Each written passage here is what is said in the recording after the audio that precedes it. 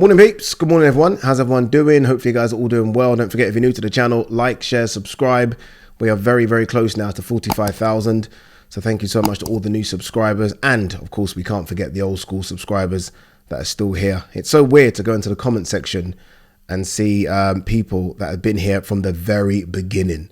Like I'm talking the first couple of videos. Same names. I'm seeing the same names, which is crazy. So thank you so much to all of you that are still around. And thank you so much to all of you that watched the first episode of the road to 175 pounds. The feedback has been good. And yeah, look, we continue. It was hard. The first week was very hard. And it's going to get harder. I've been told it's going to get a lot harder. And the first week was tough. So look, we'll see how we get on. But I'm going to continue. We're going to fight through this. We filmed this morning. The thing is, I feel like me juggling work and this is going to be the hardest thing. So we had to film today at 6 in the morning just because I wanted to get back, do a video, and then we've got the AJ press conference, and then I've got to do the AJ face-off with Dillian Whyte, and then I've got to fly back to, I say fly back because the press conference is it's near Sky Sports Studios, and that's Isleworth. And then we've got to get back to London Bridge for my Talk Sports show. So I guess the hardest bit is making sure that we can have time to train. So yeah, we had to do it at 6 a.m. And I think that's what we're going to have to do all this week because it's a busy week. But yeah, look, we're not going to talk too much about that on this video. Obviously, we're going to save all that for episode 2. I did a bit of pad work today and I died. So look, you guys are going to see that. Look, we're going to show everything. I'm not hiding anything. We are doing a lot of cardio. You guys probably don't see as much because I think the filming was 3 days. I only used my cameraman for 3 days because that's all I can really afford. But we trained for 6. So we'll try and maybe get the cameraman in a bit more. But yeah, thank you for all the feedback and I'm happy that you guys enjoyed it. All right, let's see what there is to talk about today. Let's start with this one. Dmitry Bivol is hoping to defend his title in October. No name yet mentioned. Again, I keep reaching for this name, but for me, Vosdik just makes sense. Former WBC champion, good win against Bolotniks. I'm guessing by having that fight, he's somehow under contract with DAZN or Matchroom, as is Dmitry Bivol. So it shouldn't be a difficult fight to make. And then we'll see. I mean, but that might even change. I mean, obviously, look, we've got Beterbiev versus Callum Smith coming up very, very soon. Maybe he just has a change of heart depending upon how that fight goes. Imagine if Beterbiev wipes out Callum Smith early or the vice versa, whatever happens. Maybe you then go straight in with that person in November. You give them a little time off and then you go straight in. So I guess his plans might be dependent upon that fight. But for me, if they're not, then I think Vosdik makes sense. Oscar De La Hoya, Jamel Charlo could be even more dangerous for Canelo.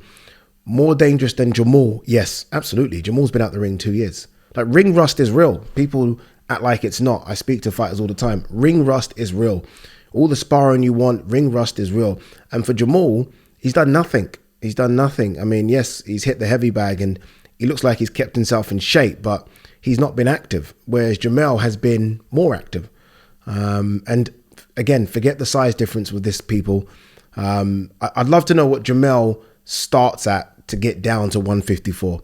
I think Jamel easily walks around the 180 mark, easily. And then obviously training camp will start. The weight naturally comes off because the diet gets better. I know this now.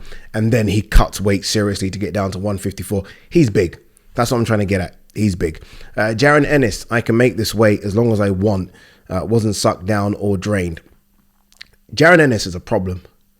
Jaron Ennis is a serious problem. That was a destruction on the weekend. It was. He's a problem, but I don't know if he's going to get the opportunity against the top dogs to really prove he's a problem. He might have to fight for a vacant belt, because if Spence and Crawford is going to be anything like we think it's going to be, I think there's a good chance they do it again. Obviously, that there's a rematch clause in there somewhere.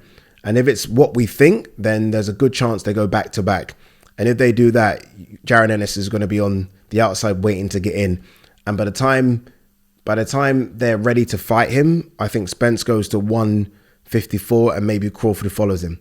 So I don't think he's going to get his chance to prove that he's at that level. I was speaking to someone the other day who watched a fight and they're like, geez, I think Ennis could do both of them. That's what that person said. Now, understand, that's Spence and Crawford. We're talking about the very two best. And I don't think Ennis can beat both of them. But the fact that that person who knows their boxing said that shows that he thinks that Ennis is a big problem as well. He's fresh. He's young. He hasn't been as active as I would like him to be. But this guy's a killer. He's a killer. When he senses blood, he really just goes for the kill. Like, he bites down on that gum shield. Like, the way in which he forced that stoppage. Because there were times in that last little sort of throw of hands between him and Villa, where I thought, okay, like, looks like it was difficult to see who had the upper hand. And then Ennis just seemed to go through the gears very quickly. And that was it. And then in the end, I mean, I'm laughing. It's not funny, but there was a punch which completely fractured Roiman Villa's nose, completely fractured it. This guy is naughty, man. And I always thought it was between him and Ortiz. That's the fight we all wanted to see. But obviously Ortiz is having problems. So there's almost like a clear path now for him to go straight at Spence Crawford. I can't see anyone. Look, there'll always be fighters coming through the weights, guys that we don't know yet, that are 16, 17 and 0, that think they can beat Ennis, and maybe might have had some good luck and some good sparring sessions with him. But for now, I think he's clear the third best welterweight on the planet, clear. And some people think he's higher than that. I don't. I can never sleep on the two guys at the top who are unbeaten and both world champions. But yeah, I think this could be, the next few years could be the Boots era. Now, the thing they need to do now, what they will try and do, is he's obviously a great boxer, good looking kid, talks well. It's now, how do you then turn that into a star? And that's where he has to sit down with his promoters and managers, because this is all good. This is good. It's fantastic. But now, how do we get to the point where Boots is that guy that you want to tune into? Do you know what I mean? I don't know how you do that. I felt like Gervonta done it perfectly because he had Floyd next to him. So he was almost waiting on the wings, right? And Floyd was always talking, and you're interested in Tank because of Floyd.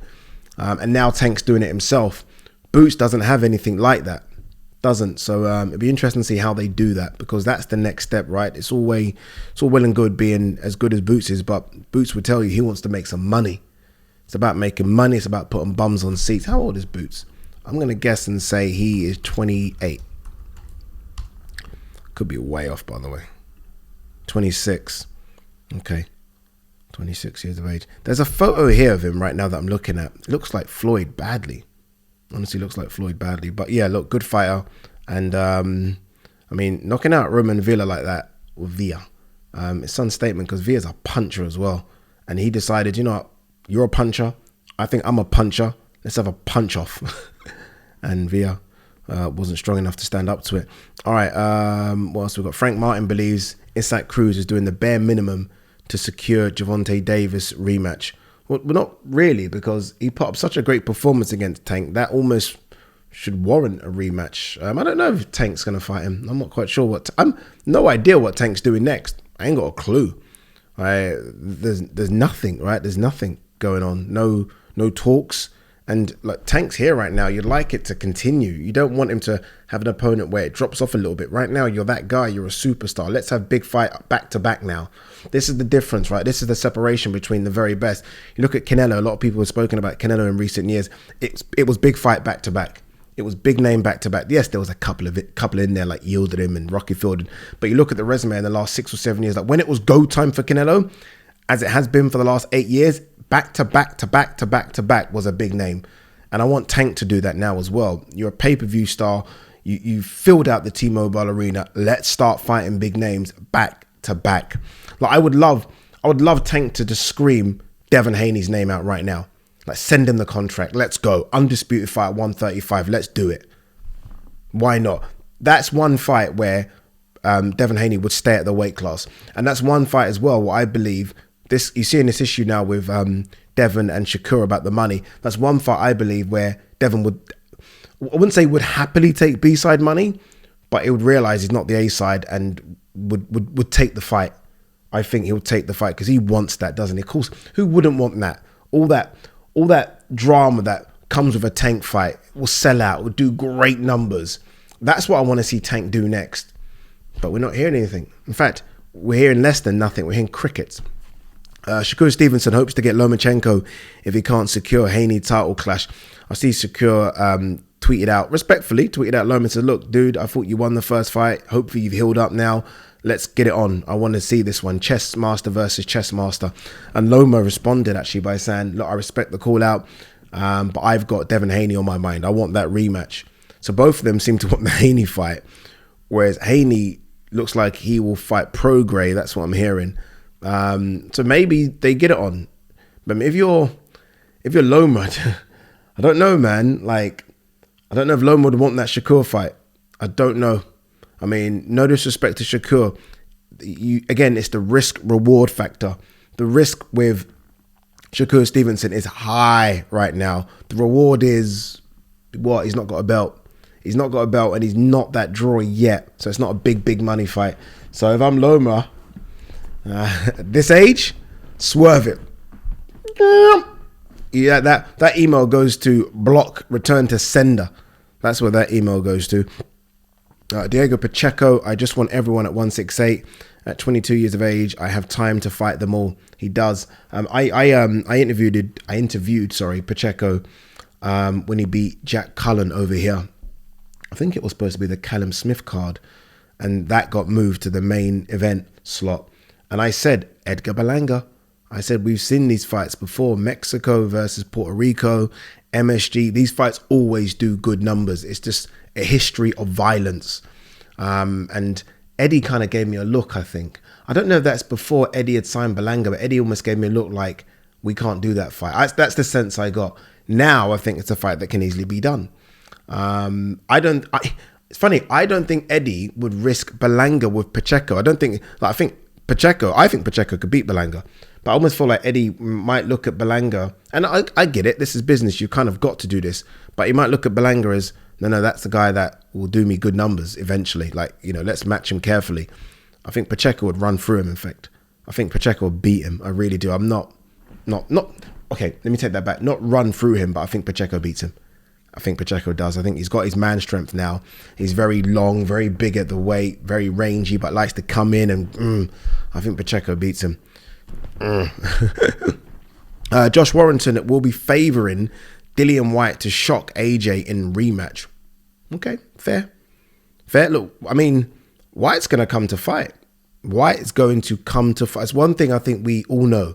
And he's going to be better this time around under Buddy McGirt. AJ is clearly boxing to a plan. Look, I expect AJ to fight Whyte a bit like he fought Jermaine Franklin. I know everyone's expecting this fight to go crazy because that's how he's going to need to fight against Wilder.